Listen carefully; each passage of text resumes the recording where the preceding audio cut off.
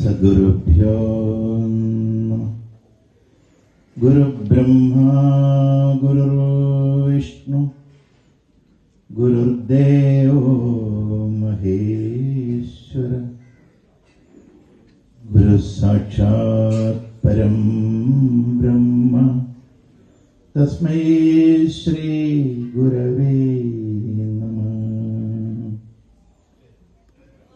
കാമക്രോധാദ്യഖിലദോഷമപാസ്യ രാമനാമാക്ഷരാമൃതഗണൈർഹൃദയം നിഷിഞ്ജൻ യസ്സാധ്വനുഗ്രഹപതേന ദിവം വിവേശ്യ തം നീലകണ്ഠഗുരുപാദമനുസ്മരാമി.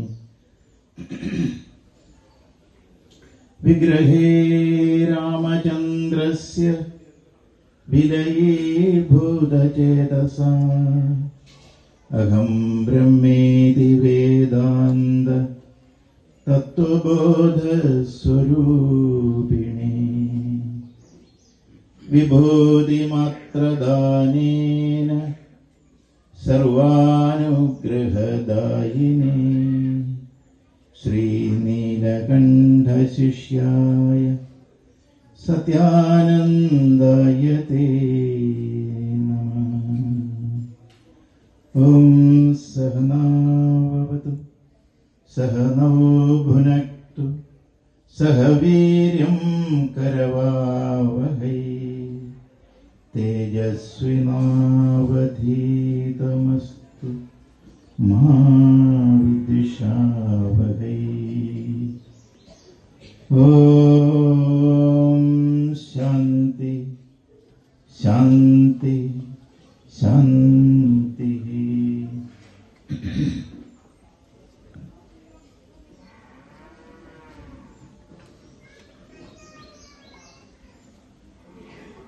പ്രിയപ്പെട്ട ശ്രീ രാമാനന്ദനാഥ ചൈതന്യ, പ്രിയമുള്ള ശ്രീ സോമൻ സ്വാമി, വേദിയിൽ ഉപവിഷ്ടരായിരിക്കുന്ന ശ്രീ ജയറാം ശിവറാം, സുദിനേശൻ മാസ്റ്റർ, പ്രദീപ് മാസ്റ്റർ, ശോഭനാനന്ദ സരസ്വതി സ്വാമി, സോമൻ സ്വാമി,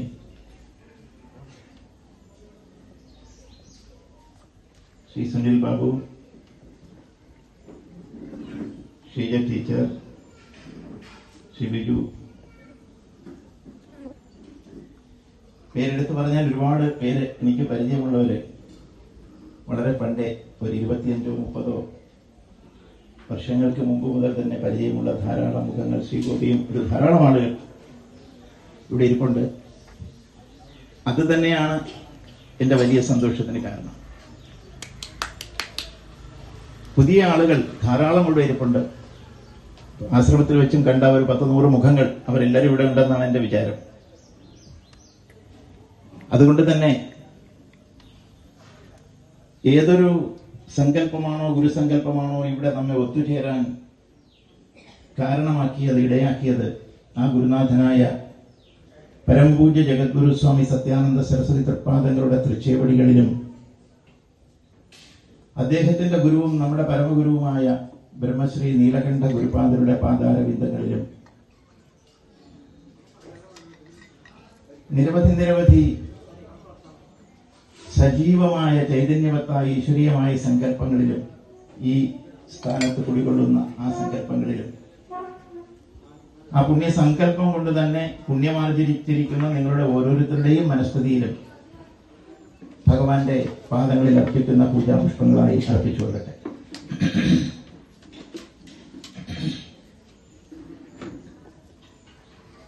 എത്ര രഘുനാഥ കീർത്തനം തത്ര തത്ര കൃതമസ്തകാഞ്ജലിം ബാഷ്പവാരി പരിപൂർണലോചനം മാരുതിം നമത രാക്ഷസാന്തകം. ഭഗവാൻ ശ്രീരാമചന്ദ്രന്റെ നാമം എവിടെ കേൾക്കുന്നുവോ അവിടെയെല്ലാം കണ്ണു നിറഞ്ഞ് അല്ലെങ്കിൽ കണ്ണുനീർ ധാരധാരയായി ഒഴുക്കി ആ ഭഗവാന്റെ സങ്കല്പത്തിൽ മാത്രം മനസ്സുറപ്പിച്ചിരിക്കുന്ന ആഞ്ജനേയ മഹാപ്രഭുവിന്റെ നാമധേയത്തിൽ നിലനിൽക്കുന്ന ഈ ആശ്രമം,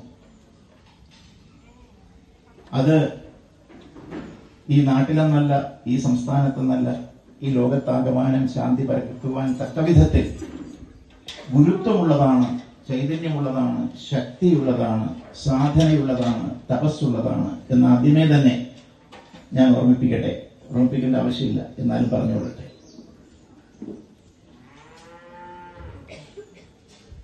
ഏതാനും വർഷങ്ങൾക്ക് മുമ്പ്, ഒരു 40 വർഷങ്ങൾക്ക് മുമ്പ് തിരുവനന്തപുരം ചെങ്കോട്ടുകുളം ആശ്രമത്തിൽ ഉണ്ടായിരുന്ന ഒരു സ്വാമിജിയുണ്ട്. ചിത്തൻ സ്വാമി എന്നാണ് അദ്ദേഹത്തിന്റെ പേര്. ഇരിക്കുന്ന ചിലർക്കെങ്കിലുമൊക്കെ അദ്ദേഹത്തെ അറിയാം. കുറെ കാലം സ്വാമിജിയോടൊപ്പം ആശ്രമത്തിൽ സേവ ചെയ്യുകയും അവിടെ പൂജ ചെയ്യുകയും ഒക്കെ ചെയ്തതിനു ശേഷം അദ്ദേഹം അപ്രത്യക്ഷനായി. ഒരു ദിവസം കാണാനില്ല. എവിടെയാണെന്ന് ആർക്കും അറിഞ്ഞുകൂടാ. മാസങ്ങൾ കഴിഞ്ഞു, വർഷങ്ങൾ 2, 3, 4 കഴിഞ്ഞു. അന്വേഷിച്ചുകൊണ്ടിരിക്കുകയാണ്. ഒരു വിവരവും ആർക്കുമില്ല. എവിടെ അദ്ദേഹം പോയി എന്നറിഞ്ഞുകൂടാ. എന്ത് ചെയ്യുന്നു എന്ന് യാതൊരു വിവരവുമില്ല. പക്ഷെ പിൽക്കാലത്ത് അങ്ങനെ ഒരു വിവരം കിട്ടിയതിന്റെ പിന്നിൽ ഒരു സംഭവമുണ്ട്. അത് ഓർമ്മിപ്പിക്കുവാനാണ്, പറയുവാനാണ് ഞാൻ ഇത്രയും സൂചിപ്പിച്ചത്. ഒരു ദിവസം സ്വാമിജി, അന്ന് സ്വന്തമായൊന്നും കാറില്ലാതിരുന്ന ഒരു കാലഘട്ടം, ചില ഭക്തന്മാരെ വിളിച്ചു. അവരാണ് കാറൊക്കെ കൊണ്ടുവരിക. വിളിച്ചു, ഇടേ ഇതുവരെ ഒന്ന് വരണം, എനിക്കൊരു സ്ഥലത്ത് പോകണം, വണ്ടി കൊണ്ടുവരണം. ഒരു 3-4 ആളുകൾ, അങ്ങനെ സ്വാമിയോടൊപ്പം സഞ്ചരിക്കാറുണ്ടായിരുന്ന ഒരു 4 ആളുകൾ കൂടെ കൂടി. എവിടേക്കാണ് പോകേണ്ടത് സ്വാമിജി എന്ന് ചോദിച്ചപ്പോ, നീ വണ്ടി വിട്, എവിടേക്കാണെന്നൊക്കെ പിന്നെ പറയാം. നേരെ തിരുവനന്തപുരത്ത് വന്നു. കന്യാകുമാരി റൂട്ടിൽ വണ്ടി ഓടിക്കാൻ പറഞ്ഞു. അവിടുന്ന് മുമ്പോട്ട് പോകും തോറും നേരെ വിട്, ഇടത്തോട്ട് തിരി, വലത്തോട്ട് തിരി, ഇങ്ങനെ പറഞ്ഞ് അവസാനം പളനിയിലേക്ക് പോകുന്ന വഴിക്കാണ് പോകുന്നത്. സ്വാമിജിയും അങ്ങനെ കാറിൽ പോയിട്ടുണ്ടോ എന്ന് നമുക്ക് ആർക്കും അറിയില്ല. അവിടെ കുറെ ദൂരം ചെന്നപ്പോൾ വീണ്ടും വലത്തോട്ട് പോകട്ടെ, ഇടത്തോട്ട് പോകട്ടെ എന്നൊക്കെ പറയും. ഇന്നത്തെ കാലത്ത് വണ്ടി ഓടിക്കുന്ന ആളുകൾക്കൊക്കെ അറിയാം, അതിനകത്തൊരു സാധനം ഉണ്ടല്ലോ അല്ലേ, സെറ്റ് ചെയ്ത് വെച്ചിരുന്നാല് ഗൂഗിൾ മാപ്പ് ഇങ്ങനെ ഒരു ആരോ ഇങ്ങനെ പോകും. ഇനി ഇടത്തോട്ട് തിരിക്കാൻ ആരോയിൽ കാണിക്കുമ്പോൾ നമ്മൾ വണ്ടി ഇടത്തോട്ട് തിരിക്കും, നേരെ പോകാൻ പറയുമ്പോൾ നേരെ പോകും. ഇതുപോലെ സ്വാമിജി ഇടത്ത് വലത്ത് നേരെ ഇങ്ങനെ പറഞ്ഞു പോവുകയാണ്. വളരെ ഉള്ളിൽ ഒരു സ്ഥലത്തെത്തി വണ്ടി അവിടെ നിർത്താൻ പറഞ്ഞു. നിർത്തിയാൽ നേരെ കാണുന്നത് വലിയൊരു പാറയാണ്, ഒരു മല, വലിയൊരു പാറ, അതിന്റെ മുകളിൽ ഒരു ക്ഷേത്രം. കൂടെ പോയ ആളുകൾ കാണുന്നത് ആ ക്ഷേത്രത്തിന്റെ മുകളിൽ നിന്ന്, ആ പാറയുടെ മുകളിൽ ക്ഷേത്രത്തിന്റെ മുന്നിൽ നിന്ന് ഒരാൾ ഓടി ഇറങ്ങി വരികയാണ് ഈ വണ്ടി നിർത്തിയ സ്ഥലത്തേക്ക്. ഒരു കൗപീനം മാത്രമേ ധരിച്ചിട്ടുള്ളൂ. ഓടി വന്ന് കാറിന് പുറത്തിറങ്ങി നിൽക്കുന്ന സ്വാമിജിയുടെ പാദത്തിൽ സാഷ്ടാംഗം നമസ്കരിച്ചു. സ്വാമിജിയുടെ പ്രതികരണം എന്തായിരുന്നു എന്നറിയണ്ടേ? കോപം കൊണ്ട് കണ്ണുകൾ ജ്വലിച്ചു. എന്നിട്ട് പറഞ്ഞു, മേലാൽ ഈ പണി കാണിക്കരുത്, എനിക്ക് ഉത്തരവാദിത്വം ഉണ്ടാവില്ല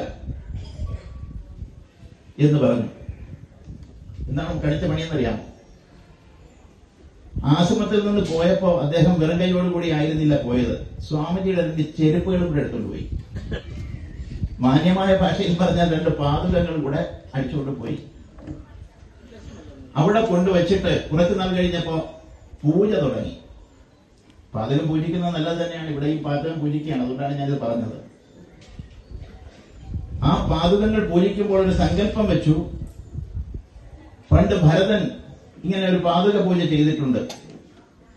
14 വർഷം എന്നാണോ തികയുന്നത് അന്ന് രാമൻ എന്റെ ആശ്രമത്തിൽ പർണശാലയിൽ തിരിച്ചെത്തിയില്ലെങ്കിൽ തീയിൽ ചാടി ആത്മാഹുതി ചെയ്യും. ഇതന്ന് ഭരതൻ പറഞ്ഞത് ഇദ്ദേഹത്തിന്റെ മനസ്സിൽ കഷ്ടകാലത്തിന് കയറി വന്നു. അദ്ദേഹം ഒരു സങ്കല്പം അങ്ങ് വെച്ചു. ഇന്നേക്ക് 41 ദിവസം തികയുന്നതിന് മുമ്പ് എന്റെ ഗുരുനാഥൻ എന്റെ മുന്നിൽ ഇവിടെ വന്നില്ല എങ്കിൽ ഈ മലയുടെ മുകളിൽ നിന്ന് ഞാൻ ചാടിച്ചാകും, ആത്മഹത്യ ചെയ്യും. ഇദ്ദേഹം എവിടെ പോയിരിക്കുന്നു ആർക്കും പറഞ്ഞൂടാ, എന്ത് ചെയ്യുന്നു എന്ന് ആർക്കും പറഞ്ഞൂടാ. അന്ന് ഫോണില്ല, കത്തെഴുതുന്നില്ല. എന്താ സംഭവിച്ചത്? അവിടെ സ്വാമിജി എത്തിയത് കൃത്യം 41 ദിവസം തികയുന്നതിന്റെ അന്നായിരുന്നു. ഇല്ലെങ്കിൽ ഈ പറഞ്ഞതുപോലെ ചെയ്യുന്ന ഒരാൾ തന്നെയാണ്, യാതൊരു സംശയവുമില്ല. അപ്പൊ സ്വാമിജി പറഞ്ഞു, മേലാൽ ഈ പണി കാണിക്കരുത് എന്ന് പറഞ്ഞത് ഭൗതികമായ ശരീരത്തോടു കൂടി വാഹനത്തിലൊക്കെ കയറി ഇവിടെ വരുന്നത് എളുപ്പമുള്ള കാര്യമൊന്നുമല്ല. അങ്ങനെയൊന്നും പരീക്ഷിക്കണ്ട. പരീക്ഷിച്ച് ഇതുവരെ മനസ്സിലായില്ലേ നിനക്ക്? വിട്ടി എന്നാണ് വിളിച്ചത്. മേലാൽ ഇങ്ങനെ എന്ത് സങ്കല്പം വെച്ചാലും എനിക്ക് ഉത്തരവാദിത്വം ഉണ്ടായിരിക്കുന്നതല്ല എന്ന് അവിടെ വെച്ച് പറഞ്ഞുറപ്പിച്ചു. മനസ്സിലാണ്ടോ? ഇതെന്തിനു പറഞ്ഞെന്നറിയാം? ഗുരുവിന്റെ സങ്കല്പത്തിൽ എവിടെ ഇരുന്ന് നമ്മൾ സങ്കല്പിച്ചാലും ആ പാദം, ആ പാദുകം, ആ രൂപം സ്മരിച്ചാൽ ആ ഗുരുവിന്റെ സാന്നിധ്യം അവിടെ ഉണ്ടാകും. ഇത് നിങ്ങൾ വിശ്വസിക്കുകയൊന്നും വേണ്ട. വിശ്വാസം എന്ന് പറയുന്നത് ഞാൻ പലപ്പോഴും പറയാറുണ്ട്. വിശ്വാസത്തിന് എന്താ അടിത്തറ? വിശ്വാസത്തിന്റെ കാരണം സംശയമാണ്. വിശ്വാസത്തിന്റെ കാരണം അജ്ഞാനമാണ്. ഇത് പകലാണോ രാത്രിയാണോ? ഏതാ വിശ്വസിക്കുന്നത്? പകലെന്ന് വിശ്വസിക്കുന്നു, രാത്രിയെന്ന് വിശ്വസിക്കുന്നു? പകലെന്ന് വിശ്വസിക്കുന്നു. പകലെന്ന് വിശ്വസിക്കേണ്ട ആവശ്യമുണ്ടോ? പകലല്ലേ? പകലാണ് എന്ന് എന്തിനാ വിശ്വസിക്കുന്നത്? ഇത് പകൽ തന്നെയാണല്ലോ, പിന്നെന്തിനാ വിശ്വസിക്കുന്നത്? അമ്മ അടുത്തിരിക്കുമ്പോൾ അമ്മയെന്ന് വിശ്വസിക്കേണ്ട ആവശ്യമുണ്ടോ? നൊന്ത് പ്രസവിച്ചു, മകൾ അടുത്തിരിക്കുമ്പോൾ, മകൻ അടുത്തിരിക്കുമ്പോൾ ഇത് മകനാണെന്ന് വിശ്വസിക്കേണ്ട ആവശ്യമുണ്ടോ? അതുപോലെ ഈശ്വരനെ സംബന്ധിച്ച് വിശ്വാസം ആവശ്യമില്ല, ആ അനുഭവം, ആ ഉറപ്പാണ് നമുക്ക് ആവശ്യം. അപ്പൊ ആ ഒരു ഉറപ്പാണ് ഗുരുവിന്റെ സങ്കല്പത്തിൽ ആ നാമം ജപിക്കുന്ന, ഈശ്വര സങ്കല്പത്തിൽ ആ നാമം ജപിക്കുന്ന നമുക്ക് ഓരോരുത്തർക്കും ഉണ്ടാകേണ്ടത് ആ ഉറപ്പാണ്. ആ ഉറപ്പുണ്ടാകുമ്പോൾ അനുഭവം തീർച്ചയായും ഉണ്ടാകും. വിശ്വാസം ഉണ്ടായാൽ അനുഭവം ഉണ്ടാകും വലിയ പാടാണ്.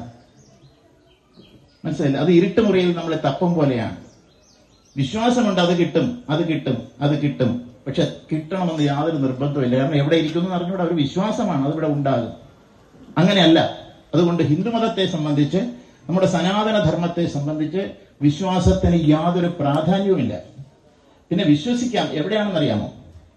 നമ്മളൊരു ആചാരം നടത്തുമ്പോൾ, അനുഷ്ഠാനം ചെയ്യുമ്പോൾ, ജപം ചെയ്യുമ്പോൾ ഒക്കെ ഇതിനൊരു ഫലമുണ്ട് എന്ന് വിശ്വസിച്ച് തന്നെ തുടങ്ങണം. ആ രീതിയിൽ വിശ്വസിക്കണം. നമ്മുടെ അനുഷ്ഠാനങ്ങൾക്ക് ഫലപ്രാപ്തി ഉണ്ടാകും എന്ന് പൂർണ്ണമായി വിശ്വസിച്ചോളൂ. പക്ഷെ ഈശ്വരനെ സംബന്ധിച്ച് ചിന്തിക്കുമ്പോൾ നിങ്ങൾ വിശ്വസിക്കരുത്. അത് നിങ്ങളുടെ അനുഭവമാണ്, അത് ഉള്ളതാണ്. അതുകൊണ്ട് ഇവിടെ ഇരുന്നാൽ മതി. എങ്ങോട്ട് പോകണം? ആശ്രമത്തിൽ വരെ പോകേണ്ട ആവശ്യം ഉണ്ടോയെന്ന് ചോദിച്ചാൽ ഗുരുസ്ഥാനത്ത് ചെല്ലേണ്ട ആവശ്യമുണ്ടില്ലെന്നല്ല, എവിടെ ഇരുന്നാലും. അതാണ് പറഞ്ഞത്, എത്ര എത്ര രഘുനാഥ കീർത്തനം തത്ര തത്ര കൃതമസ്തകാഞ്ജലിം. രഘുനാഥ കീർത്തനം എന്ന് പറയുന്നത് ഗുരുനാഥ കീർത്തനവും അത് തന്നെയാണ്. ഏത് കീർത്തനവും ഭഗവത് സങ്കല്പത്തിൽ, ഗുരുസങ്കല്പത്തിൽ നമ്മൾ ചെയ്യുമ്പോൾ അവിടെ തീർച്ചയായും സാന്നിധ്യം ഉണ്ടാകും. ഇപ്പൊ ഇവിടെ ഗുരു ഉണ്ടോ ഇല്ലയോ? ഇപ്പൊ ഇവിടെ ഗുരു ഉണ്ട്, യാതൊരു സംശയവും നിങ്ങൾക്ക് വേണ്ട. അതാണ് ആ ചിത്തൻ സ്വാമി എന്ന് പറഞ്ഞ അദ്ദേഹത്തോട് സ്വാമി പറഞ്ഞത്, ഞാൻ ഭൗതികമായ ശരീരം കൊണ്ടല്ല എത്തേണ്ടത്, എന്റെ അധ്യാത്മ ശരീരം എന്ന് പറയുന്നതാണ് ഞാൻ.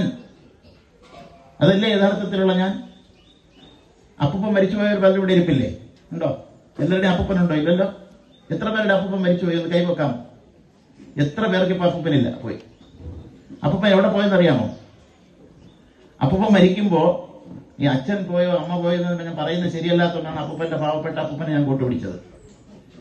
അപ്പൊ അപ്പൂപ്പൻ പോയേ എന്ന് പറയുന്ന കുട്ടി, കരയുന്ന കൊച്ചുമോൻ, കൊച്ചുമോള്, എന്തിനാ അപ്പൂപ്പൻ പോയെന്ന് പറയുന്ന അവിടെ കിടക്കയല്ലേ? അപ്പൂപ്പൻ കൺമുന്നിൽ കിടക്കുന്നു, ചലനമില്ല, അത്രയേ ഉള്ളൂ, നിർജീവമാണ് എന്ന് പറയുന്നു. പക്ഷെ എന്തിനാ പോയി എന്ന് പറഞ്ഞത് പിന്നെ? അപ്പൊ ആ കിടക്കുന്നതല്ലേ അപ്പൂപ്പൻ, പോയതാണ് അപ്പൂപ്പൻ. ഇത് കൊച്ചുമക്കളെ മനസ്സിലാക്കാൻ അപ്പൂപ്പൻ മരിക്കേണ്ടി വന്നു അല്ലേ? അതുവരെ അപ്പൂപ്പൻ കാത്തിരിക്കേണ്ടി വന്നു. എടാ, ഇതല്ല ഞാൻ, ഇതെന്റെ ശരീരമാണ്, എന്നെ നിങ്ങൾക്ക് കാണാൻ പറ്റില്ല എന്ന് പഠിപ്പിക്കുന്നതിന് വേണ്ടി, അല്ലെ മനസ്സിലാക്കുന്നതിന് വേണ്ടി അപ്പൂപ്പൻ മരിച്ചു കൊടുക്കേണ്ടി വന്നു. അത്രയും കാലം അപ്പൂപ്പൻ 90 വർഷം ജീവിക്കേണ്ടി വന്നു. അപ്പൊ നമുക്ക് അങ്ങനെ ഒരു ആവശ്യം വേണ്ട. ഇപ്പോഴേ വിചാരിച്ചോളൂ, അച്ഛനെന്നും അപ്പൂപ്പനെന്നും ഒക്കെ പറയണ ശരീരമല്ല. അങ്ങനെയാണ്. പിന്നെ ഗുരുവിന്റെ കാര്യത്തിൽ ഉറപ്പിച്ച് വിശ്വസിക്കാമല്ലോ, ഇല്ലേ? ഗുരു എന്ന് പറയുന്ന ഗുരുവിന്റെ ഭൗതിക ശരീരമല്ല. ഗുരുവിനെ അറിയുവാൻ, ഗുരുവിനെ അനുഭവിക്കുവാൻ ഉള്ള ഒരു ഉപാധിയാണ് അത്. മനസ്സിലുണ്ടോ? അതിന്റെ വിശദമായിട്ട് പോയാൽ നമുക്ക് ഒരുപാട് അത് സംസാരിച്ച് പോകേണ്ടി വരും. അതുകൊണ്ട് ഗുരു എന്ന് പറയുന്നത് ഭൗതിക ശരീരത്തോടു കൂടി കണ്ടാൽ മാത്രമേ നമുക്ക് സംതൃപ്തിയുള്ളൂ എന്നൊരിക്കലും ചിന്തിക്കണ്ട. അതൊരു കാറ്റുപോലെ അതൊരു വെളിച്ചം പോലെ, ഒരു ചൈതന്യം പോലെ, ഒരു കറണ്ട് പോലെ, ഒരു ശക്തി പോലെ നമ്മുടെ ഉള്ളിൽ നിറഞ്ഞു നിൽക്കുന്നതാണ്. പ്രാണശക്തിയായി തന്നെ നിൽക്കുന്നതാണ്. ഓരോരുത്തരുടെയും പ്രാണനിൽ അത് അലിഞ്ഞു ചേർന്ന് നിൽക്കുന്നതാണ്. അത് രണ്ടാകുന്നതല്ല. അപ്പോൾ ആ ഒരു സങ്കല്പത്തിൽ ആണ് നമ്മൾ ജപിക്കേണ്ടത്, നമ്മൾ പൂജിക്കേണ്ടത്, നമ്മൾ അർച്ചന ചെയ്യേണ്ടത്. അതാണ് ഗുരുവിനെ സങ്കല്പിച്ച് ചിന്തിക്കുമ്പോൾ നമ്മൾ ഉറപ്പിക്കേണ്ടത്. മനസ്സിലാവുണ്ടോ? അപ്പോ ഇനി സംശയമുണ്ടോ? ഗുരുവിൽ വിശ്വസിക്കുന്ന ആരെങ്കിലും ഇവിടെ ഇരിപ്പുണ്ടോ? ഉണ്ടോ? ഉണ്ടാകരുത്. ഗുരുവിൽ ആർക്കും വിശ്വാസം ഉണ്ടാകരുത്.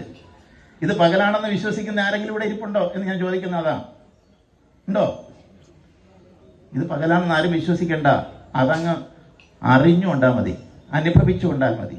ഈ പകലിന്റെ ചൂടും ഈ പകലിന്റെ വെളിച്ചവും ഈ പകലിന്റെ സൗന്ദര്യവും ഈ പകലിൽ കാണാൻ കഴിയുന്ന വസ്തുവകകളുടെ സൗന്ദര്യവും എല്ലാം നമ്മൾ അറിയുക, അനുഭവിക്കുക. അതാണ് ഗുരു, അതാണ് ഈശ്വരൻ. മനസ്സിലുണ്ടോ? ഈ വിശ്വാസികളെന്ന് പറഞ്ഞൊക്കെ ക്രിസ്ത്യാനികളാണ്, അല്ലെങ്കിൽ മുസ്ലിങ്ങളാണ്, ഇതര മതസ്ഥരാണ്, സെമിറ്റിക് മതസ്ഥരാണ്. അവർ വിശ്വാസികളാണ്, നമ്മൾ വിശ്വാസികളല്ല. മനസ്സിലായോ? അപ്പൊ ആ രീതിയിൽ നമ്മൾ സൂക്ഷ്മമായി ഈ കാര്യങ്ങളെ നമ്മൾ ഗ്രഹിക്കണം. 90 ദിവസത്തെ മഹായജ്ഞമാണ് ഇവിടെ നടന്നിരിക്കുന്നത്. ഈ ആധ്യാത്മിക കേന്ദ്രമാക്കി നടന്നിരിക്കുന്നത് 90 ദിവസത്തെ വളരെ സജീവമായ ആധ്യാത്മിക പ്രവർത്തനങ്ങളാണ്. അതൊരു സാധനയാണ്. അതിൽ പങ്കെടുക്കുവാൻ, അതിലൂടെ തന്നെ ഗുരുവിന്റെ അനുഗ്രഹം ലഭിക്കുവാൻ ഉള്ള മഹത്തായ ഒരു അവസരം ലഭിച്ചവരാണ് ഇവിടെ ഇരിക്കുന്ന ഓരോ പുണ്യാത്മാക്കളും. യാതൊരു സംശയവും വേണ്ട. ഭൗതികമായി നോക്കുമ്പോൾ ചിലപ്പോൾ കൂടുതലുള്ളവരുണ്ടാവും, കുറവുള്ളവരുണ്ടാകും, ബുദ്ധി കൂടിയവരുണ്ടാവും, ബുദ്ധി കുറഞ്ഞവരുണ്ടാകും, ആരോഗ്യം കുറഞ്ഞവരും കൂടിയവരും ഉണ്ടാകും, ദാരിദ്ര്യം കുറച്ച് കൂടിയവരുണ്ടാകും, കുറഞ്ഞവരുണ്ടാകും, സൗന്ദര്യവും കൂടിയതും കുറഞ്ഞതും ഉണ്ടാകും. പക്ഷേ അനുഗ്രഹം എന്ന് പറയുന്നത് ഇവിടെ ഇരിക്കുന്ന എല്ലാവർക്കും ഒരുപോലെ കിട്ടിയിട്ടുള്ള കാര്യമാണ്. അല്ലെങ്കിൽ ഇത്രയും ആളുകൾ ഇവിടെ വരില്ല. ഇവിടെ വരണമെന്ന് തീരുമാനിച്ചിരുന്ന എത്രയോ പേർ ഒരു പക്ഷേ വന്നു എന്ന് ഞാൻ വിചാരിക്കുന്നില്ല. അവർക്കും അനുഗ്രഹം കിട്ടട്ടെ, എല്ലാവർക്കും അത് ഉണ്ടാകട്ടെ എന്ന് മാത്രമാണ് പ്രാർത്ഥിക്കുന്നത്. അങ്ങനെ ഗുരുസങ്കല്പം എന്ന് പറയുന്ന ഒരു മഹത്തായ സങ്കല്പത്തിൽ അധിഷ്ഠിതമായി ആണ് തിരുവനന്തപുരത്തെ ചെങ്കോട്ടുകോണം ശ്രീരാമദാസ് ആശ്രമമുള്ളത്. ഈ ലോകം മുഴുവൻ നിറഞ്ഞു നിൽക്കുന്ന ചൈതന്യമാണത്. അതാണ് ഗുരു ബ്രഹ്മ, ഗുരു വിഷ്ണു, ഗുരുദേവോ മഹേശ്വര. ഗുരു ബ്രഹ്മാവാണ്, വിഷ്ണുവാണ്, മഹേശ്വരനാണ്. അത് മാത്രവുമല്ല, ഗുരു സാക്ഷാത് പരം ബ്രഹ്മ. അത് പരബ്രഹ്മം തന്നെയാണ്. പരബ്രഹ്മം എന്ന് പറയുന്നത് എന്താണ്? അതൊരു ചൈതന്യമാണ്. അതിനെപ്പറ്റി പറഞ്ഞ് ഒരുപാട് പറയേണ്ടി വരും. സാക്ഷാത് പരബ്രഹ്മം എന്ന് പറഞ്ഞു കഴിഞ്ഞാൽ സാക്ഷാത്, അക്ഷി കൊണ്ട് കാണാൻ കഴിയുന്നത്, അക്ഷിക്ക് വിഷയമാകുന്നത്, അതാണ് സാക്ഷാത്. പരബ്രഹ്മം നമുക്ക് അക്ഷിക്ക് വിഷയമല്ല, കാണാൻ പറ്റുന്നതല്ല. പക്ഷെ കാണാൻ പറ്റുന്ന ഒരു പരബ്രഹ്മമുണ്ട്. അതാരാ? ഗുരു സാക്ഷാത് പരംബ്രഹ്മ. അതിനെ അങ്ങനെ തന്നെ നമ്മൾ മനസ്സിലാക്കിക്കൊള്ളുക. അതിനൊരു കുറവുമില്ല, ഒരു പരിമിതിയുമില്ല. അത് ഈ പ്രപഞ്ചം മുഴുവൻ നിറഞ്ഞു നിൽക്കുന്നതാണ്. മനസ്സിലാവുണ്ടോ? അപ്പം ഈ പ്രപഞ്ചം എന്ന് പറയുന്നത് പോലും ഈശ്വര സങ്കല്പത്തിൽ ഈശ്വരൻ സർവവ്യാപിയാണ്. കേട്ടിട്ടുണ്ടോ? സർവവ്യാപിയല്ലേ എന്ന് പറഞ്ഞ അർത്ഥം എന്താ? എല്ലാറ്റിലും ഉണ്ട്. ഈശ്വരൻ എല്ലാറ്റിലും ഉണ്ടോ? ഉണ്ടെന്നുള്ളവർക്കൊന്ന് കൈവെക്കാം. എല്ലാറ്റിലും ഈശ്വരനുണ്ട്. ശരി. ഒരു 10 ഗ്ലാസ്സിൽ വെള്ളം എടുത്തിട്ട് എല്ലാ ഗ്ലാസ്സിലും വെള്ളമുണ്ട് എന്ന് പറഞ്ഞാൽ തെറ്റില്ല. ഉണ്ടോ? 10 ഗ്ലാസ്സിലും വെള്ളമുണ്ട് എന്ന് പറഞ്ഞാൽ അതിന്റെ അർത്ഥം വെള്ളവും ഉണ്ട്, ഗ്ലാസും ഉണ്ട്. ഗ്ലാസ് വെള്ളമല്ലല്ലോ. ഈശ്വരൻ സർവത്തിലുമുണ്ട് എന്ന് പറഞ്ഞാൽ ഈ സർവത്തിലും എന്ന് പറയുന്നില്ലേ, അത് ഗ്ലാസ് പോലെയാണ്. അതപ്പോ ഈശ്വരനല്ലേ? ഈശ്വരൻ മാത്രമേ ഉള്ളൂ. ഈശ്വരൻ സർവവ്യാപിയാണെന്ന് പറഞ്ഞാൽ എല്ലാത്തിലും ഉണ്ട് എന്നല്ല, സർവ്വതുമായി നിലനിൽക്കുന്നത് ഈശ്വരൻ തന്നെയാണ്. അതിന് ഇംഗ്ലീഷിൽ മാനിഫെസ്റ്റേഷൻ എന്ന് പറയും. ഇപ്പം വെള്ളം ഐസായി മാറിയാൽ വെള്ളം ഐസായി മാറുന്നു. ഐസ് വെള്ളം തന്നെയല്ലേ? പക്ഷെ കുടിക്കാൻ പറ്റുമോ? ഉപയോഗം മാറിപ്പോയി എന്ന് മാത്രമേ ഉള്ളൂ. അനുഭവത്തിലും മാറ്റം ഉണ്ടാകും, ധർമ്മത്തിന് മാറ്റം ഉണ്ടാകും, ഷേപ്പിന് മാറ്റം ഉണ്ടാകും. അതുപോലെ ഈശ്വരൻ എന്ന് പറയുന്നത് അദൃശ്യമായ ചൈതന്യം ദൃശ്യമായി തീർന്നതാണ് ഈ പ്രപഞ്ചം. Hydrogen plus oxygen H2+O gives water അല്ലേ? 2 യൂണിറ്റ് ഹൈഡ്രജനും 1 യൂണിറ്റ് ഓക്സിജനും ചേർന്ന് കഴിഞ്ഞാൽ എന്താവും? പ്രത്യേക സാഹചര്യങ്ങളിൽ വെള്ളം ആകും. അപ്പം വെള്ളം എന്ന് പറയുന്നത് എവിടെ നിന്നുണ്ടായി? വെള്ളം എവിടുന്നാ ഉണ്ടായത്? കാണാൻ പറ്റാത്ത ഹൈഡ്രജൻ, കാണാൻ പറ്റാത്ത ഓക്സിജൻ. ഹൈഡ്രജൻ കണ്ട ആരെങ്കിലും ഇവിടെ ഇരിപ്പുണ്ടോ? ഓക്സിജനെ കണ്ടിട്ടുള്ള ആരെങ്കിലും ഇവിടെ ഇരിപ്പുണ്ടോ? അപ്പൊ കാണാൻ പറ്റാത്ത രണ്ട് വാതകങ്ങൾ രണ്ട് ഗ്യാസ് കൂടിച്ചേർന്നപ്പോൾ, വാതകങ്ങൾ കൂടിച്ചേർന്നപ്പോൾ എന്തുണ്ടായി? കാണാൻ പറ്റുന്ന വെള്ളം ഉണ്ടായി.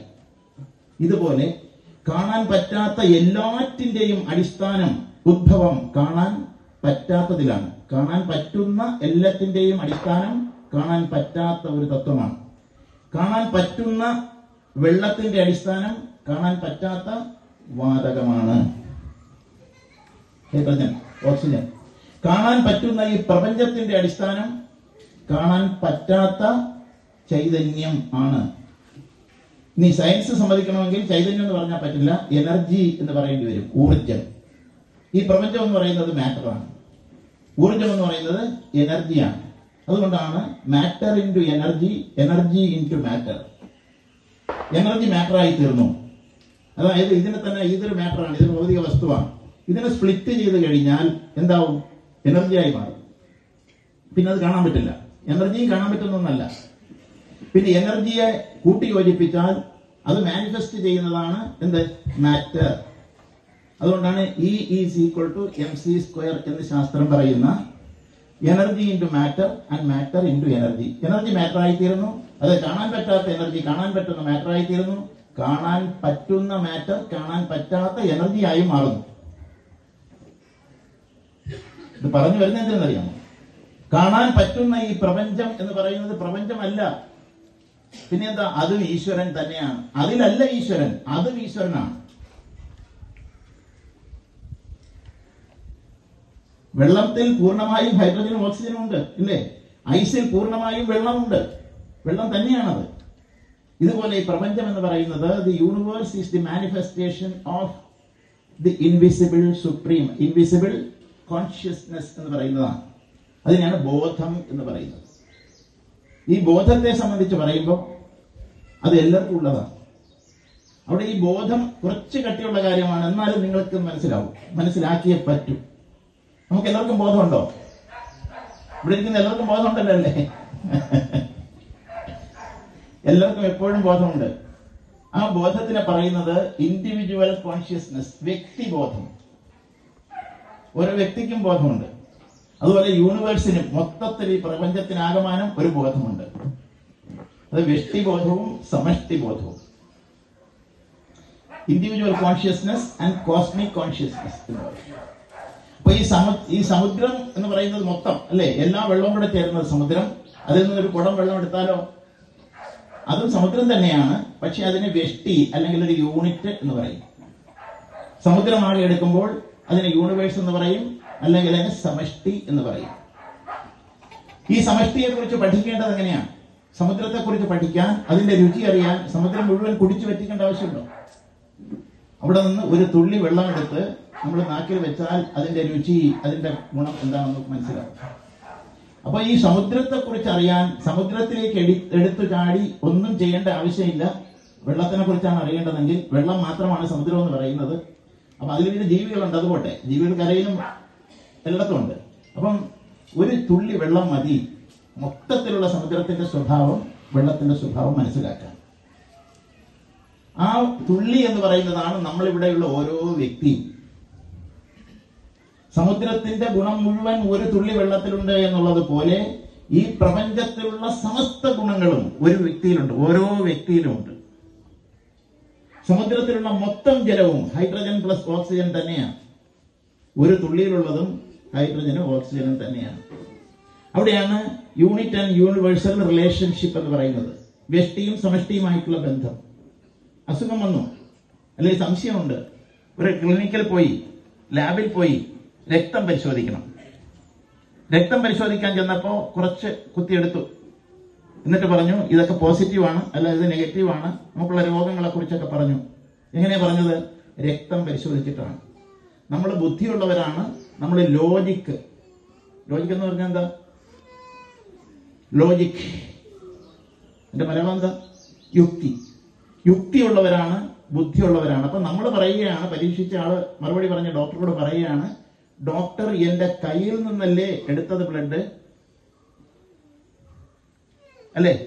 അല്ലെങ്കിൽ കുറച്ച് ബ്ലഡ് മാത്രമല്ലേ ഡോക്ടർ എടുത്തോളൂ? ഡോക്ടർ പറഞ്ഞ ഈ പ്രശ്നം ആ ബ്ലഡിലുള്ളതാണ്, ബാക്കിയുള്ളതിലൊന്നുമില്ല. ശരിയാവോ? പിന്നെ മൊത്തം രക്തവും വലിച്ചെടുത്ത് പരിശോധിക്കാൻ പറ്റുമോ? എന്നാൽ രോഗിയുടെ അവസ്ഥ എന്താവും?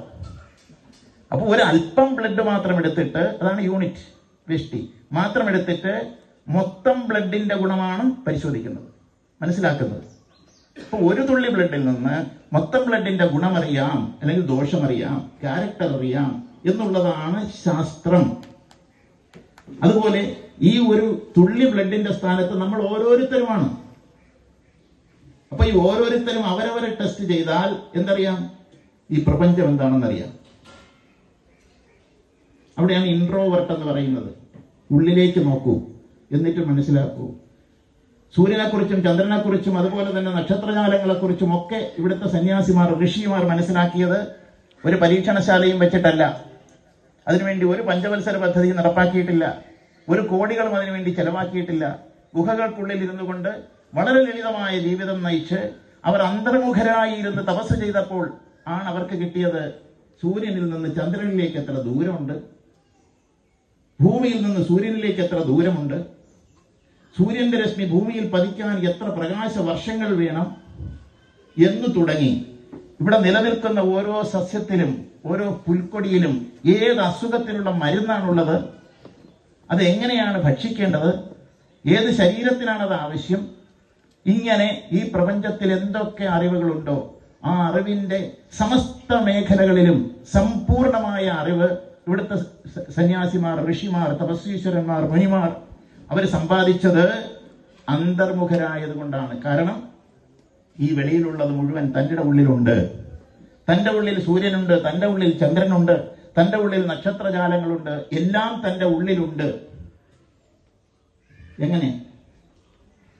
സമുദ്രത്തിലുള്ളത് മൊത്തം ഒരു തുള്ളിയിലുള്ളത് പോലെ, നമ്മുടെ മൊത്തം രക്തത്തിലുള്ളത് നമ്മുടെ ഒരു തുള്ളി രക്തത്തിലുള്ളത് പോലെ. നമ്മുടെ ഉള്ളിൽ സൂര്യനുണ്ടോ? കാണുന്നുണ്ടോ സൂര്യന്? സൂര്യൻ എന്ന് പറഞ്ഞാൽ എന്താണ്? ചൂടാണ്, അല്ലേ? അഗ്നിയാണ്, പ്രകാശമാണ്. ഓരോ വസ്തുവിനെയും കുറിച്ച് ചിന്തിക്കുമ്പോൾ ആ വസ്തു എന്ന് പറയുന്നത് അതിന്റെ ഗുണമാണ്. ആപ്പിൾ എന്ന് പറയുമ്പോൾ നമ്മുടെ മനസ്സിൽ വരുന്നത് അതിന്റെ ആകൃതിയാണ്, അതിന്റെ വെയിറ്റ് ആണ്, അതിന്റെ നിറമാണ്, അതിന്റെ ടേസ്റ്റ് ആണ്. പക്ഷേ ആപ്പിൾ കഴിച്ചു കഴിഞ്ഞാൽ എന്ത് വിറ്റാമിൻ? അത് വിറ്റാമിൻ സി ആയിരിക്കും ഉണ്ടാവാം, എ ഉണ്ടാവാം, ബി ഉണ്ടാവാം, ഇല്ലേ? ഏതെങ്കിലും വിറ്റാമിൻ കണ്ടിട്ടുണ്ടോ ആരെങ്കിലും? കണ്ടിട്ടില്ല. അപ്പൊ യഥാർത്ഥത്തിലുള്ള ആപ്പിൾ എന്ന് പറയുന്നത് അതിന്റെ ഗുണമാണ് എന്ന് പറയുന്നത് പോലെ സൂര്യൻ എന്ന് പറയുമ്പോൾ അതിന്റെ ഗുണമാണ്, അതിന്റെ qualitative aspect, not material and physical aspect. The qualitative aspect ആണ് യഥാർത്ഥത്തിലുള്ള വസ്തു എന്ന് പറയുന്നത്. അച്ഛൻ എന്ന് പറയുമ്പോഴും അച്ഛൻ എന്താ? ശരീരമല്ലല്ലോ. പിന്നെയോ അച്ഛന്റെ ഗുണം, അച്ഛന്റെ സ്നേഹം, അച്ഛന്റെ കരുതൽ, അച്ഛന്റെ വാത്സല്യം, അച്ഛന്റെ ത്യാഗം, ഇതെല്ലാം കൂടെ ചേർന്നതാണ് നമ്മുടെ അച്ഛൻ. ഇതൊന്നും ഇല്ലെങ്കിൽ നമ്മൾ അച്ഛനാണോ? അപ്പൊ നമ്മൾ ഈ ഭൗതികമായ ദൃഷ്ടിയിൽ വിലയിരുത്തുമ്പോഴാണ് ഇങ്ങനെയുള്ള പ്രശ്നങ്ങൾ ഉണ്ടാകുന്നത്. അതുകൊണ്ട് ഞാൻ പറഞ്ഞു വന്നത്, എല്ലാറ്റിനെയും ഒരുപോലെ കാണാൻ, എല്ലാറ്റിലെയും ഒന്നിനെ കാണാൻ. ഏകത്വത്തിൽ നാനാത്വം, നാനാത്വത്തിൽ ഏകത്വം എന്ന് പറയുന്നതൊക്കെ പ്രസംഗിക്കാനുള്ള സാധനമല്ല, അത് നമ്മൾ അനുഭവിക്കേണ്ട സാധനമാണ്. എല്ലാറ്റിലും ഈശ്വരനുണ്ട് എന്നല്ല, എല്ലാം ഈശ്വരനാണ്. അതാണ് ഇവിടെ ഒരു ചെറിയൊരു തിരുത്തൽ. എല്ലാം ഈശ്വരൻ തന്നെയാണ്, എല്ലാറ്റിലുമല്ല. അപ്പൊ ആ നിലയിൽ നമ്മൾ സങ്കല്പിക്കുമ്പോൾ ഗുരു നിങ്ങളുടെ ഉള്ളിലാണ്, നിങ്ങളുടെ പുറത്തല്ല. ഇത് പറയാനാണ് ഞാൻ ഇത്രയും പറഞ്ഞത്. ഗുരു നിങ്ങളുടെ ഉള്ളിലായിരിക്കുന്നിടത്തോളം ഗുരുത്വം നിങ്ങളുടേതാകും. ഗുരു നിങ്ങളുടെ ഉള്ളിൽ ഇല്ലെങ്കിൽ ഗുരുത്വം നിങ്ങൾക്കുണ്ടാവില്ല. ആ ഗുരു വെറും ശരീരമാണ് എന്ന് ചിന്തിക്കാതെ, ആ ഗുരു ഇന്ന ജാതിയിൽപ്പെട്ടതാണെന്ന് ചിന്തിക്കാതെ, ആ ഗുരുവിന് മതമില്ല, പാർട്ടിയില്ല, പ്രദേശമില്ല, രാജ്യമില്ല, യാതൊരു പരിമിതികളുമില്ല. അങ്ങനെ ഈ പ്രപഞ്ചം മുഴുവൻ നിറഞ്ഞു നിൽക്കുന്ന മഹത്തായ ഒരു ശക്തിവിശേഷമാണ്, ചൈതന്യമാണ് ഗുരു എന്ന് മനസ്സിലാക്കി നമ്മൾ പ്രവർത്തിക്കുമ്പോൾ തീർച്ചയായും അത് നമുക്ക് അനുഭവിക്കുവാൻ കഴിയും. നമുക്ക് എന്താ വേണ്ട? അനുഭവമല്ലേ വേണ്ടത്? അനുഭവിക്കുവാൻ കഴിയും. ആ അനുഭവം നിങ്ങൾക്കുണ്ടാകട്ടെ. അതിനു വേണ്ടിയിട്ടാണ് ഈ പറഞ്ഞ പ്രയത്നങ്ങൾ. കഴിഞ്ഞ 90 ദിവസം ഇവിടെ ഇത്തരം പ്രവർത്തനങ്ങൾ, യജ്ഞങ്ങൾ നടന്നുകൊണ്ടിരുന്നത്. ഇവിടെ കൊണ്ട് ഇത് തീരുന്നില്ല. 14-ാം തീയതി 90 ദിവസം പൂർണ്ണമാകുന്നു. കൃത്യമായും ആ 90 ദിവസം എന്ന് പറയുന്നത് കർക്കിടകം 1 തുടങ്ങി സ്വാമിജിയുടെ ജയന്തി വരെ എത്തി നിൽക്കുന്ന ഒരു മഹാസങ്കല്പത്തിൽ അത് ഗുരുത്വമായി പരിണമിക്കുകയാണ്. ഇതുപോലെ അയോധ്യയിൽ നിന്ന് രഥയാത്ര നടത്തണം. ഞാൻ ആലോചിച്ചു, എപ്പോഴാണ് തുടങ്ങേണ്ടത്? ശരി, ശിവരാത്രിക്ക് തുടങ്ങാം. എപ്പോഴും അവസാനിക്കണം? അത് ശ്രീരാമനവമിക്ക് അവസാനിപ്പിക്കാം. എണ്ണി നോക്കുമ്പോൾ 41 ദിവസമാണ് ശിവരാത്രി ടു ശ്രീരാമനവമി. ഇത് നമ്മൾ നിശ്ചയിക്കുന്നതല്ല. തിരിച്ചു രാമൻ പോണം രാമേശ്വരത്തു നിന്ന് അയോധ്യയിലേക്ക്. അതും ശരി, നമുക്ക് മഹാശിവരാത്രിക്ക് തുടങ്ങി രാമനവമിക്ക് അവസാനിപ്പിക്കാം. എണ്ണി നോക്കുമ്പോൾ 41 ദിവസമാണ്. ഇനി 14 മാസത്തെ വനവാസം കഴിഞ്ഞാണ് രാമൻ അയോധ്യയിൽ എത്തേണ്ടത്. 2018 ഫെബ്രുവരി 13 ആരംഭിച്ച് 2019 ഏപ്രിൽ 12 എത്തുന്ന രീതിയിൽ ആണ് വരുന്നത്. അപ്പൊ നോക്കുമ്പോൾ അതും 14 മാസം തികയുന്നതിന്റെ അന്നാണ് ശ്രീരാമനവമി അയോധ്യയിലാകുന്നത്, എത്തുന്നത്. അപ്പൊ ഞാനീ പറഞ്ഞു വരുന്നത്, ഇതൊന്നും നമ്മുടെ പദ്ധതിയല്ല, നമ്മുടെ പ്ലാനുകളല്ല. ഇംഗ്ലീഷിൽ ഇതിനെയൊക്കെ കോയിൻസിഡൻസ് എന്നുള്ള വാക്കൊക്കെ ഉപയോഗിക്കാമെന്നുള്ളതല്ലാതെ ഇതൊക്കെ ഈശ്വര നിശ്ചയമാണ്, ഈശ്വര നിയോഗമാണ്. അപ്പൊ അങ്ങനെ അതിനെ നമ്മൾ മനസ്സിലാക്കുകയും ഇങ്ങനെ 90 ദിവസത്തെ ഒരു തപസ്, ഒരു സാധന എന്തിനടിസ്ഥാനമാകുന്നു എന്ന് ചോദിച്ചാൽ, ഇനി സ്വാമിജിയുടെ 14-ാം തീയതിയുള്ള നവതി ദിവസം മുതൽ അടുത്ത വർഷത്തെ 91-ാമത്തെ ജയന്തി വരെ നീണ്ടു നിൽക്കുന്ന ഒരു വർഷത്തെ നവതി വർഷ ആഘോഷങ്ങളാണ് വരാൻ പോകുന്നത്. 90 ദിവസം കഴിഞ്ഞു, ഇനി ഒരു വർഷം വരാൻ പോവുകയാണ്. തുടർച്ചയായി ഒരു വർഷത്തെ ആചരണങ്ങളും ആഘോഷങ്ങളും അനുഷ്ഠാനങ്ങളും അതുപോലെ തന്നെ സത്സംഗങ്ങളും സമ്മേളനങ്ങളും യാത്രകളും ഒക്കെയായി ആ സങ്കല്പം ഒരു വർഷം 365 ദിവസം തുടങ്ങുന്നതിന്റെ ഒരു ശക്തമായ അടിത്തറയാണ് ഈ 90 ദിവസം ഇവിടെ ഉണ്ടായിരിക്കുന്നത് എന്ന് ഞാൻ വിശ്വസിക്കുന്നു. അതുകൊണ്ട് നവതി കഴിഞ്ഞു, ജയന്തി കഴിഞ്ഞ് ഇനി കിടന്ന് ഉറങ്ങിക്കളയാണെന്നൊന്നും ആരും വിചാരിക്കേണ്ട. അങ്ങനെയൊന്നും വിടില്ല, മനസ്സിലായോ? അപ്പൊ ഇത് നമ്മുടെ ജീവിതം മുഴുവൻ നമ്മൾ നിലനിർത്തി പോകേണ്ടുന്ന സങ്കല്പമാണിത്. ഇന്ന് ആഹാരം കഴിച്ചു, ഇനി നാളെ ഒന്നും വേണ്ട എന്നൊരുപക്ഷെ രാത്രി വയറ് നിറയുമ്പോൾ നമുക്ക് തോന്നും. പക്ഷെ നാളെ രാവിലെ എണീക്കുമ്പോൾ വിശക്കും, ഇല്ലേ? വേണമെങ്കിൽ ഉച്ചവരെ പിടിച്ചു നിൽക്കും, വിശക്കും. മരിക്കുന്നത് വരെ നമുക്ക് ബോധമുണ്ടെങ്കിൽ ഇത് ആവശ്യമാണ്. എന്ന് പറഞ്ഞതുപോലെ നാമം എന്ന് പറയുന്നത് ഭക്ഷണമാണ്, മന്ത്രം എന്ന് പറയുന്നത് ഭക്ഷണമാണ്, അത് ഊർജമാണ്, അത് ചൈതന്യമാണ്. അത് നമ്മുടെ ശരീരത്തിന്റെ വളർച്ചയ്ക്കല്ല. ശരീരം മാത്രം വളർന്നാൽ, സ്വാമി പറയാറുണ്ട്, ഒരു കാളയ്ക്കാണ് ശരീരം വളരുന്നതെങ്കിൽ നല്ല കാള എന്ന് പറയാം. പക്ഷെ ഒരു മനുഷ്യന്റെ ശരീരം വളർന്നാലോ, നല്ല മനുഷ്യൻ എന്ന് പറയാൻ അത് മതിയോ? അപ്പൊ വേറെ എന്തൊക്കെയോ വളരണം. അവിടെ മനസ്സാണ് വളരേണ്ടത്, അറിവാണ് വളരേണ്ടത്, ബോധമാണ് വികസിക്കേണ്ടത്, ജ്ഞാനമാണ് ഉണ്ടാകേണ്ടത്, അല്ലേ? ചൈതന്യമാണ് ഉണ്ടാകേണ്ടത്. ആ രീതിയിൽ മനുഷ്യത്വം വളരണമെങ്കിൽ ശരീരം വളർന്നാൽ പോരാ എന്നും, നമുക്ക് കാണാൻ പറ്റാത്ത ചിലത്, ആ സംസ്കാരം, ആ ചൈതന്യം, അതാണ് വളരേണ്ടത് എന്നും, അതിനടിസ്ഥാനം ആഹാരമല്ല. ആഹാരം വേണം ശരീരത്തിൽ. ശരീരമില്ലെങ്കിൽ നമുക്ക് തപസ് ചെയ്യാനും പറ്റില്ല. ശരീരമാദ്യം ഖലു ധർമ്മസാധനം. അത്രമാത്രം പ്രാധാന്യമേ അതിന് കൊടുക്കാവൂ. അതിൽ കൂടുതൽ പ്രാധാന്യം കൊടുത്ത ആഹാരം നമ്മൾ കഴിക്കുമ്പോൾ നമ്മൾ രോഗികളായി മാറുകയാണ്, അല്ലേ? രോഗികളായി മാറുകയാണ്. നമ്മൾ നാക്കിനാണ് ആഹാരം കൊടുക്കുന്നത്, നമ്മുടെ ശരീരത്തിനല്ല. നാക്കിന് ആഹാരം കൊടുത്ത് വറുത്തതും കരിച്ചതും പൊരിച്ചതും പിടയ്ക്കുന്നതും ആയതൊക്കെ നമ്മുടെ ഉള്ളിലേക്ക് കടത്തി വിടുമ്പോൾ അവസാനം ക്യാൻസർ സെന്ററിൽ പോകുന്നു, അല്ലേ? എണ്ണ തന്നെ ഒന്ന് തിളപ്പിച്ചത് വീണ്ടും വീണ്ടും വീണ്ടും വീണ്ടും തിളപ്പിച്ചു, അങ്ങനെ പലതും കൊണ്ടും നമ്മൾ രോഗികളായി മാറാതിരിക്കുവാനുള്ള ഒരു അവബോധം കൂടെ, ശരീരത്തെ സംരക്ഷിക്കേണ്ടത് എങ്ങനെയെന്നുള്ളൊരു ബോധം കൂടെ ഈ ആധ്യാത്മിക സാധനാ വേദികളിൽ നമുക്കുണ്ടാകണം. പലരും വന്ന് നമ്മുടെ ഗുരു, ഞാൻ ദീർഘിപ്പിക്കുന്നില്ല, നിർത്താം. പലരും വന്ന് സ്വാമിജിയോട്, ഗുരുവിനോട് പറയുന്നത് ഞാൻ കേട്ടിട്ടുണ്ട്. എന്താണെന്നറിയാമോ? അമ്മമാര്, എന്റെ മോനെ ചിക്കൻ ഇല്ലാതെ കഴിക്കില്ല. ഇപ്പൊ ആരാ വിളിക്കുന്ന ഒരു ശബ്ദം കേൾക്കുന്നത്? പശുവാണോ? അതോ ആണോ? പശുവിന്റെ വിളിയല്ലേ കേട്ടത്? പശു ഇല്ല അവിടെ? നിങ്ങൾ ശ്രദ്ധിച്ചോന്ന് എനിക്കറിയാം, ഞാൻ കേട്ടു. ഇങ്ങനെ വിളിക്കുന്ന ഈ പശു പോലും നമ്മുടെ ഉള്ളിൽ പലപ്പോഴും പോവുകയാണ്. പാവപ്പെട്ട നായ പോലും മട്ടൻ എന്നുള്ള പേരിൽ ഉള്ളിൽ പോവുകയാണ് പല ഹോട്ടലുകളിൽ. കോഴി പോലും പോവുകയാണ്. കേട്ടില്ലേ ശബ്ദം? അപ്പൊ ഇത്രയും ഈ ലോകത്തുള്ളതെല്ലാം മനുഷ്യന് ഭക്ഷിക്കാൻ വേണ്ടിയിട്ടുള്ളതാണ്, മനുഷ്യന് ഉപയോഗിക്കാൻ വേണ്ടിയിട്ടുള്ളതാണ് എന്നുള്ള ഒരു ധാരണ വന്ന് വന്ന് വന്ന് വന്ന് നമ്മളൊക്കെ രോഗികളായി, ആരോഗ്യമില്ലാത്തവരായി, അതുപോലെ ആയുസ് തികയാതെ മരിക്കുന്നവരായി മാറുന്ന ഒരു സാഹചര്യമുണ്ട്. അതാ വന്നു കോഴി. ഇവിടെ ആയുസുണ്ട്, ഇപ്പൊ പറഞ്ഞതേ ഉള്ളൂ, കോഴിക്ക് ആയുസുണ്ട്. വന്നിരിക്കുകയാണ്. അപ്പൊ ഈ ഒരു ഞാൻ പറഞ്ഞത് ജീവന്റെ സൗന്ദര്യം, ജീവന്റെ സംസ്കാരം, അത് നമുക്ക് വെട്ടിമുറിച്ച് ഹോമിച്ച് അല്ലെങ്കിൽ തിന്നേണ്ടെന്നൊന്നല്ല, അതിനെ സ്നേഹിക്കുവാൻ നമ്മൾ പഠിക്കണം. അപ്പൊ ആ രീതിയിൽ ഉള്ള ഒരു സംസ്കാരം നിലനിർത്തുവാൻ ഞാൻ ഗുരുവിന്റെ അനുഭവം പറഞ്ഞു വന്നതാണ്. ഈ മരിച്ചു കഴിഞ്ഞാൽ ആരുമില്ല, ഇനിയൊന്നും ഇല്ല എന്നൊന്നും നിങ്ങൾ ആരും വിചാരിക്കണ്ട. മരിക്കുന്നത് കൊണ്ടൊന്നും നമ്മൾ ഒരിടത്തും എത്തുന്നില്ല, മനസ്സിലായോ? മരിച്ചു കഴിഞ്ഞാൽ ഇനിയും ജീവിതമുണ്ട്. നമ്മളിപ്പോ കള്ളുകുടിയന്മാരെ കള്ളു കുടിക്കരുത്, ഒരു ശീലം ഉണ്ടാവരുതെന്നൊക്കെ പറയുന്നത് എന്തെന്നറിയാമോ? ഈ നർക്കോട്ടിക്സ് എന്ന ലഹരി പദാർത്ഥങ്ങൾ ഉപയോഗിക്കുമ്പോൾ ഇനി അത് നാളെ ഇല്ലെങ്കിൽ പറ്റില്ല. 2 പ്രാവശ്യം ഉപയോഗിച്ചു, 3 പ്രാവശ്യം ഉപയോഗിച്ചു. ഇപ്പൊ MDMA പലതും ഉണ്ടല്ലോ, കുട്ടികൾക്കൊക്കെ അറിയാം, അതിന്റെ പേരുകളൊക്കെ നന്നായിട്ട് അറിയാം. ഇതൊക്കെ നമ്മൾ ഉപയോഗിച്ച് കഴിയുമ്പോൾ പിന്നെ ഉപയോഗിക്കാൻ പറ്റാത്ത ഒരവസ്ഥയും, സ്വയം നിയന്ത്രിക്കാൻ പറ്റാത്ത ഒരവസ്ഥയും, വേണ്ടെന്ന് വച്ചാലും നടപ്പാകാത്ത ഒരവസ്ഥയും, അത് കിട്ടുന്നതിന് വേണ്ടി പണം സമ്പാദിക്കാൻ ഏത് മാർഗവും സ്വീകരിക്കുന്ന ഒരു സാഹചര്യവും, അതിനുവേണ്ടി സ്വന്തം അമ്മയെപ്പോലും കൊല്ലുന്ന സാഹചര്യവും ഇന്ന് നിലനിൽക്കുന്നുണ്ട്. കാരണം ബോധമില്ല. ഇതിനൊക്കെ കാരണക്കാരാരോ? നമ്മൾ പാരന്റ്സ്, നിങ്ങൾ ഓരോരുത്തരും, നമ്മൾ ഓരോരുത്തരും. കാരണം കുട്ടികളെ അത് പറഞ്ഞ് മനസ്സിലാക്കാതെ ചിക്കൻ വേണം എന്റെ മോനെ എന്ന് പറയുമ്പോൾ, അമ്മ പറയുമ്പോൾ ആ മകൻ ജനിച്ച ഉടനെ ചിക്കൻ ചോദിച്ചോ? ഇല്ലല്ലോ. എന്നോ ഒരു ദിവസം എന്റെ മോന് ചിക്കൻ കൊടുക്കാമെന്ന് അമ്മ വിചാരിച്ചു, നാക്കിലോട്ട് തള്ളി കയറ്റി വെച്ചു കൊടുത്തു. അപ്പൊ മോൻ വിചാരിച്ചു നല്ല ടേസ്റ്റ് ഉണ്ടല്ലോ, ഇനി അത് ഞങ്ങൾ തുടരാമെന്ന് വിചാരിച്ചു. അല്ലേ? നമ്മളല്ലേ ശീലം ഉണ്ടാക്കുന്നത് നമ്മുടെ കുട്ടികൾക്ക്? നമ്മളിലൂടെയാണ് നമ്മുടെ കുട്ടികൾക്ക് ശീലം ഉണ്ടാകുന്നത്.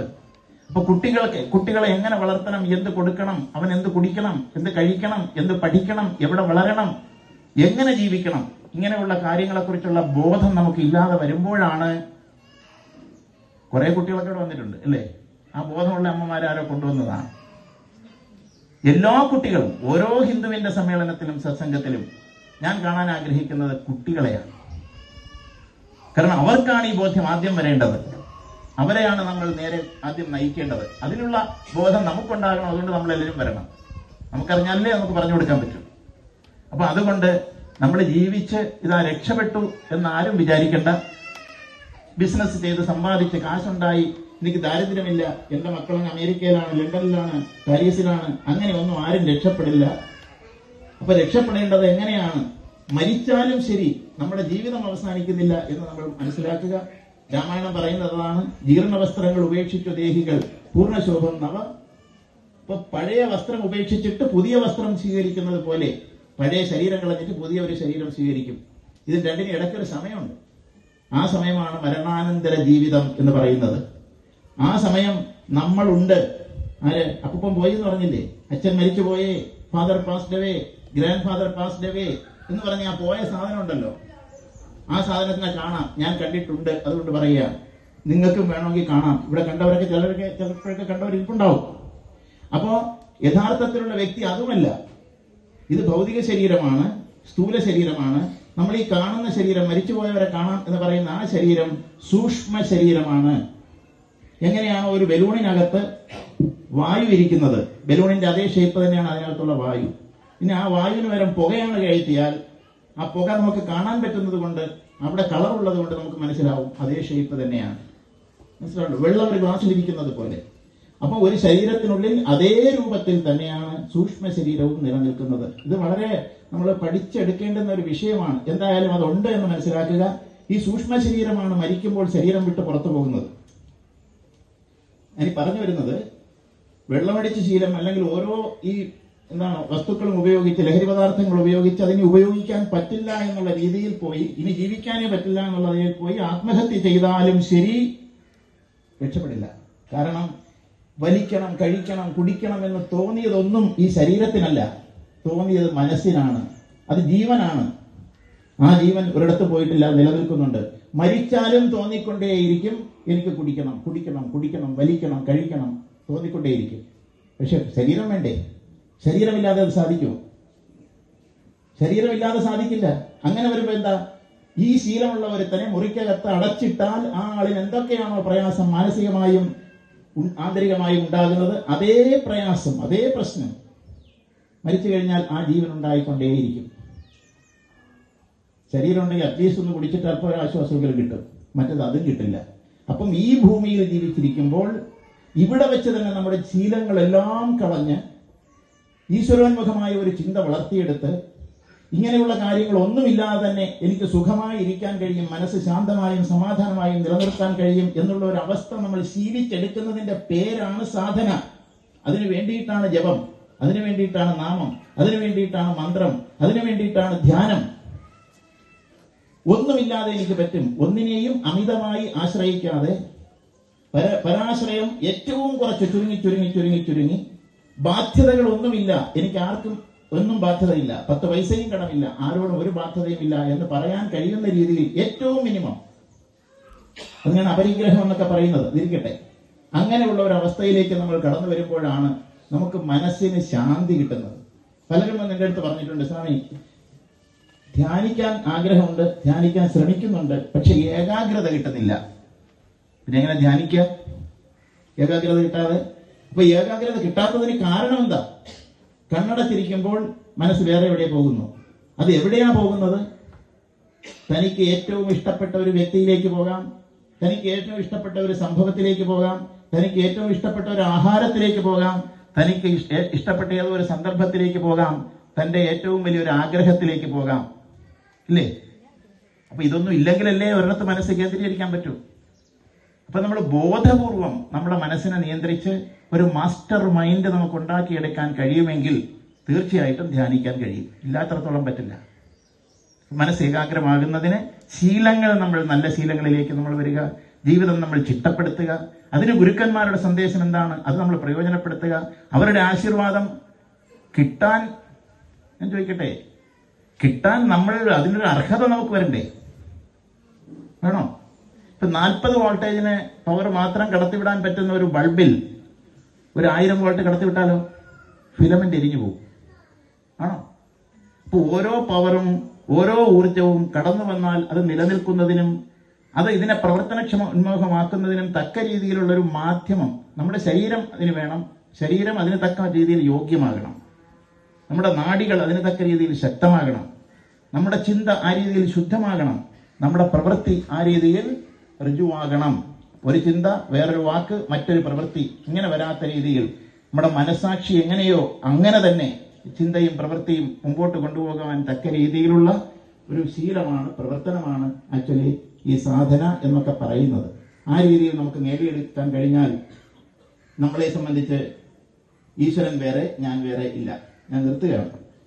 ഈശ്വരൻ വേറെ, ഞാൻ വേറെ ഇല്ല, ഞാൻ തന്നെയാണ് ഈശ്വരൻ എന്ന് പറഞ്ഞ ഒരേ ഒരു ധർമ്മമേ, ഒരേ ഒരു സംസ്കാരമേ ഈ ലോകത്തിലുള്ളൂ.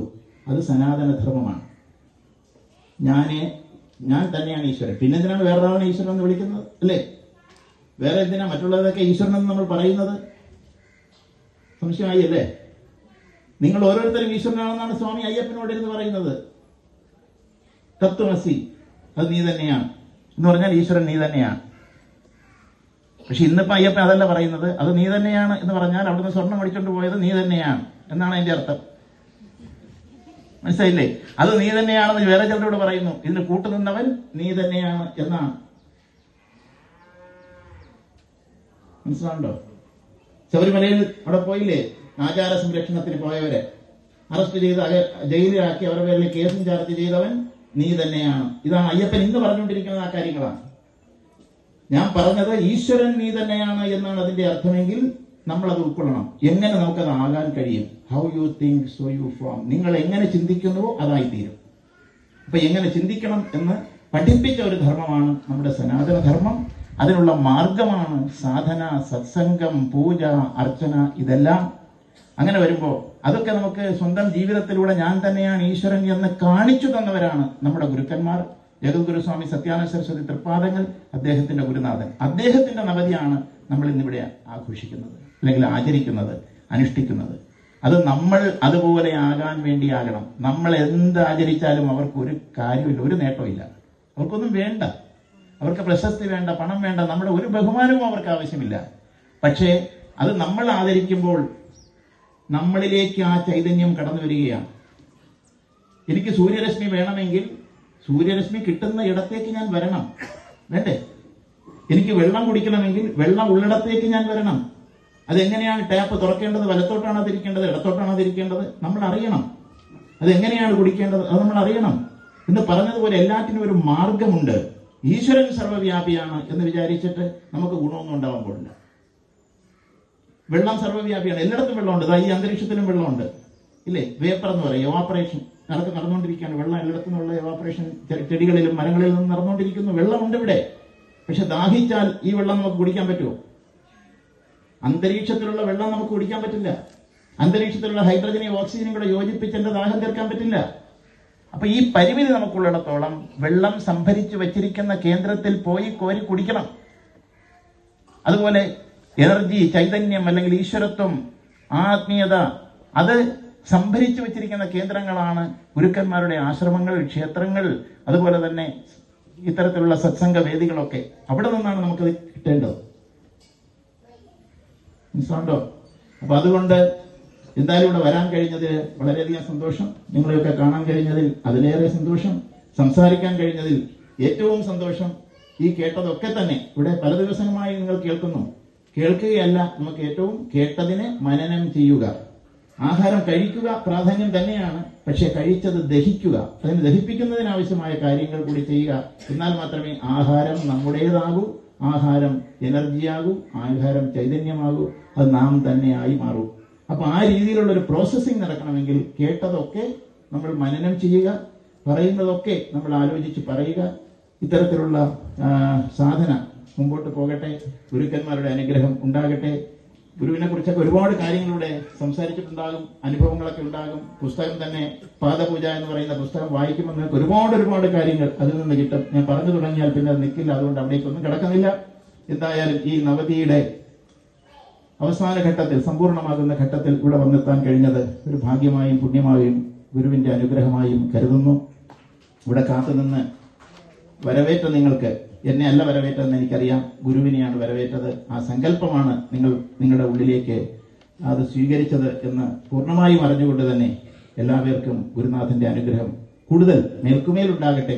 ഓരോ നിമിഷവും പാഴാക്കാതെ ആ നാമം പറയുവാൻ, നമ്മുടെ ജീവിതം പ്രയോജനപ്പെടുത്താൻ വേണ്ടി മാത്രം ഓർമ്മിപ്പിച്ചുകൊണ്ട്, സൽക്കർമ്മങ്ങൾ മാത്രം ചെയ്യാൻ നമ്മൾ തീരുമാനിക്കുകയും മറ്റുള്ളവരെ അതിനെ പ്രേരിപ്പിക്കുകയും ചെയ്യുവാൻ ഓർമ്മിപ്പിച്ചുകൊണ്ട്, വളർന്നു വരുന്ന കുട്ടികളെ നമ്മൾ അലസതയോടുകൂടി കാണാതെ വെറും സ്കൂളുകളിൽ വിട്ട് ഇംഗ്ലീഷ് പഠിപ്പിക്കുവാനും പാഠം പഠിപ്പിക്കുവാനും മാത്രം ശ്രദ്ധിക്കാതെ അവരിൽ മാനുഷിക മൂല്യങ്ങൾ വളർത്തിയെടുക്കുവാനുള്ള ശ്രദ്ധ കൂടി ഉണ്ടാകണം എന്ന് മാത്രം ഓർമ്മിപ്പിച്ചുകൊണ്ട്, പോയി പഠിക്കടാ, പോയി ജപിക്കടാ, പോയി കളിക്കടാ എന്നൊന്നും പറയാതെ നമ്മൾ പോയി ജപിക്കാനിരിക്കുമ്പോൾ അവൻ കൂടെ വന്ന് ജപിച്ചോളൂ.